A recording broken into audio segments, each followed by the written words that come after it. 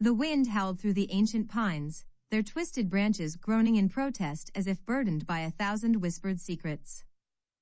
The sky, heavy with iron-gray clouds, mirrored the deep sense of foreboding that weighed upon the village nestled in the shadow of Mount Alara. It was said that the mountain, with its jagged peaks clawing at the heavens, had once been a sanctuary of gods, a place where the veil between worlds grew thin.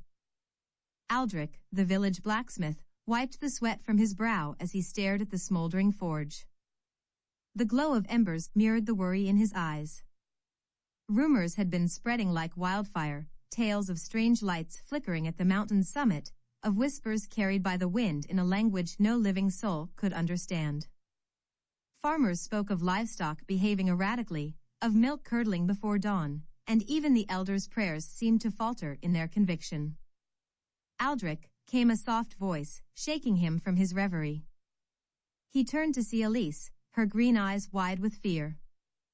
She held a bundle of herbs in her hand, the kind used by her grandmother to ward off spirits. "It's getting worse, isn't it?" she whispered, glancing toward the mountain as if expecting it to roar to life. Aldrich nodded, the weight of the unspoken pressing down on them both. He had always been a man of iron and fire, tethered to the earth by the practical work of hammering out plows and swords. But even he could not ignore the shift in the air, the way shadows seemed to stretch a heartbeat longer than they should, or how the village's well, once crisp and clear, now yielded water with a metallic tang.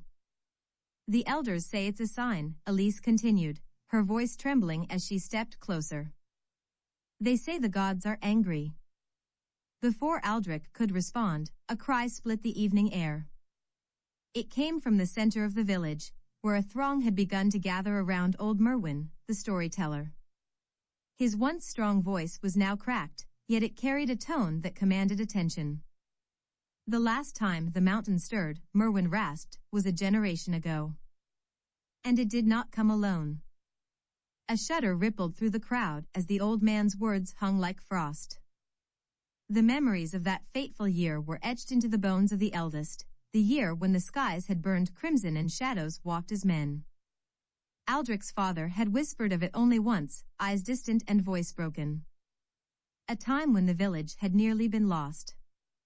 "We must prepare," Merwin continued, the strength of urgency in his tone. "If the mountain gods stir once more, they will test us."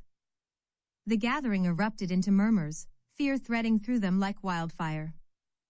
Elise's hand found Aldrich's, cold and trembling, a silent plea.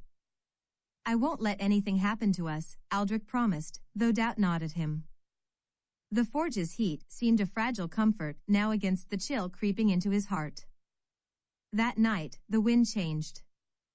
It carried with it the scent of burning cypress and something else, something primal and ancient.